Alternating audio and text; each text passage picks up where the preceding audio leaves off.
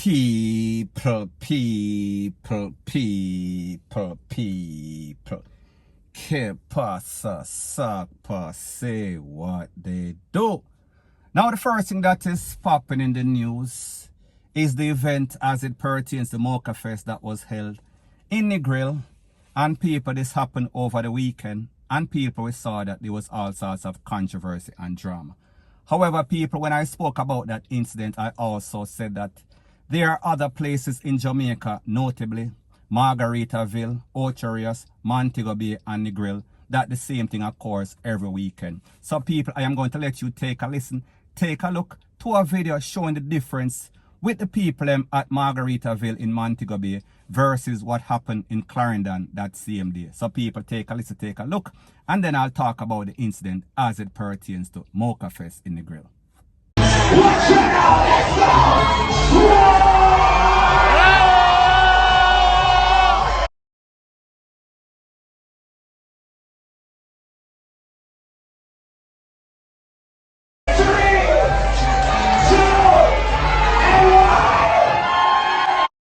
Now people, like I said, I had to cut it short because of violation, copyright violation, because of the music that is being played. However, on the left of the screen, you saw some people gyrating, they were dancing. They were having a grand time at Margaritaville in Montego Bay. And on the right, you saw people from the poor neighborhood, the Garrison in Clarendon. They were being escorted by the same popo that is monitoring the whole of Jamaica. So people, I am only showing you the double standard that exists in Jamaica. And it is obvious. If you are a tourist, if you are rich versus if you are poor, the pole are opposite, point blank and period. Now people, fingers are pointing right, fingers are pointing left. Everybody is blaming everybody for the Mokafest that was held at Rick's Cafe. And we see in the latest episode, it seems as if the promoters of Mokafest, they are blaming Rick's Cafe. They are claiming, they are alleging that Rick's Cafe should have known that whenever the venue reached its capacity, they should have closed the doors. Now people, like we all know, Rick's Cafe, they were shut down for minimum of 7 days because they no longer have that COVID resilient license that they need to operate. So therefore, them shut them down while they do some sort of investigation. Now people, let's analyze what the promoters of Mokafest is claiming. They are putting the blame game on Rick's Cafe. They said that Rick's Cafe should have locked the gate after them reach maximum capacity. However, people, based on the rules and the laws of the COVID situation, we know that there's not supposed to be more than X amount of persons in any one venue at any one time. So therefore, if you have a party and you have in excess of a couple of hundreds of persons in a one venue in a Jamaica, you know that it would be violating the protocols, point blank and period. And the truth and the fact is that this was supposed to be some sort of private party. So therefore, whenever you rent the venue, whatever contractual agreement you had, you would have known that the venue can only hold X amount of persons, especially it is going to be modified during this big C situation. So people, this makes no sorts of sense. However, that is how persons with money go. They always blame the next person. Nobody wants to stand responsibility as it pertains to that. Now people, when I did my first video, I said that as it pertains to Rick's Cafe and Margaritaville, they've been violating the protocol as it pertains to the Big C since it started. We are speaking about in March or April of 2021. Fast forward to May of 2020. Sorry, 2021. Fast forward to May or June of 2021. They've been doing it on a weekly basis. Every weekend, Friday, Saturday, and Sunday, there is always some sort of party. And there is always more than X amount of person that is supposed to be the law as it pertains to the Big C. So therefore, this is not anything new. They've been doing it for a while. And we even saw that Rick's Cafe, he came out and he gave an apology. And there is supposed to be some sort of meeting with the Popo and the relevant authority. However, people, we should expect that nothing is going to come out of this. They are going to pay a minimal fine, which would basically be less than what they make per day. as a sort of profit. So people at the end of the day, they are not going to lose much. And at the end of the day, everything is going to be swept under the rug. Like everything that involves anybody with any sorts of money, any sorts of face card in Jamaica. It is as if it did not happen. Poof, it vanished, it disappeared. Point blank and period.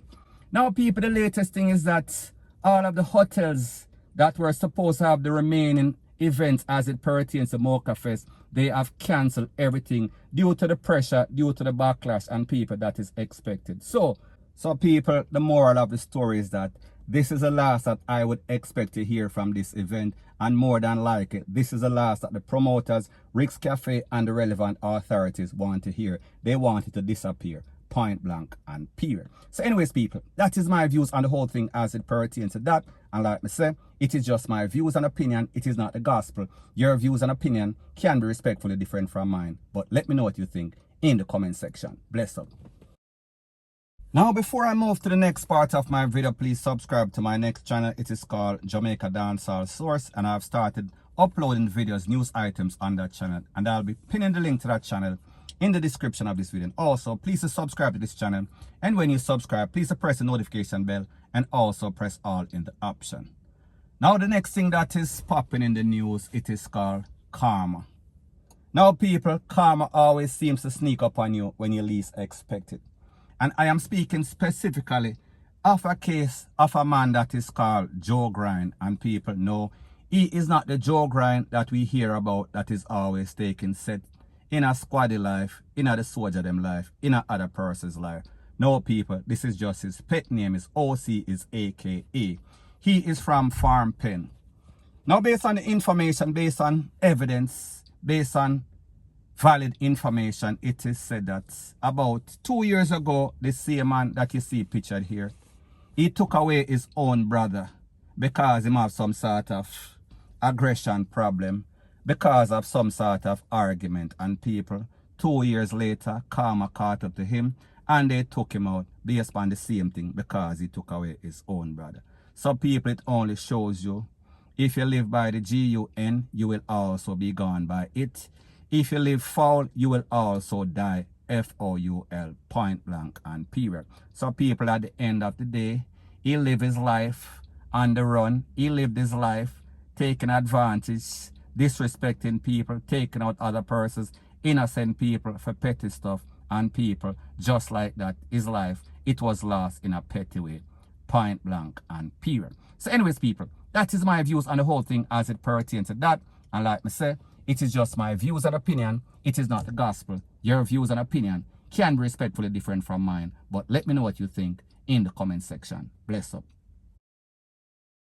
Now, the next thing that is popping in the news, people, it speaks volume to the hearts of men, the evil and demonic style that men have now developed, especially in Jamaica. Now, I am speaking specifically about an incident that occurred on a place called Gresham Road. I think that is somewhere downtown, in which an elderly man, he lost his life. He was burned up. Now, based on the information, it is said that this thing was set by a little youth, and he is 10-year-old, and his name is Bradford. However, based on information, credible information, it is said that he was told by a person whose name is Doc to light the fire, and people, we say the old man basically lost his life. And persons were wondering and pondering, how comes, what happened, what causes? So people, I am going to let you take a listen, take a look to a voice note, and of course, it is doctored because of security reasons. So people, take a listen, take a look, and then I'll give my piece. Yeah, Doc make Bradford not have much sense, but Doc tell him for like 3 clothes, for burn up 3 something them, and look up boy, put the clothes them right in front of Doc, and light the clothes them, and the whole place catch a fire. Now people, like we see, it seems as if a lot of persons are getting burned up in Jamaica. However, when this is caused intentionally by somebody, especially when it's an older person, telling a 10-year-old to light some sort of burn-up thing, people will say that is bad. And based on the voice note, this person is being implicated. This person is telling the 10-year-old to light the fire, and he knows that this 10-year-old is not 100%. That means that he is one sandwich short of a picnic basket. He is not fully 100. So people, we have to blame the hearts of men once again, and basically we see that they are implicating a man, and that person's name is Doc. He was the cause, he was the instigator, he was the one that told his 10-year-old. However, people like me say, that is word on the street. Word on the street is not always 100% proof. Point blank and period. So anyways, people, that is my views on the whole thing as it pertains to that. And like me say, it is just my views and opinion. It is not the gospel. Your views and opinion can be respectfully different from mine. But let me know what you think in the comment section. Bless up.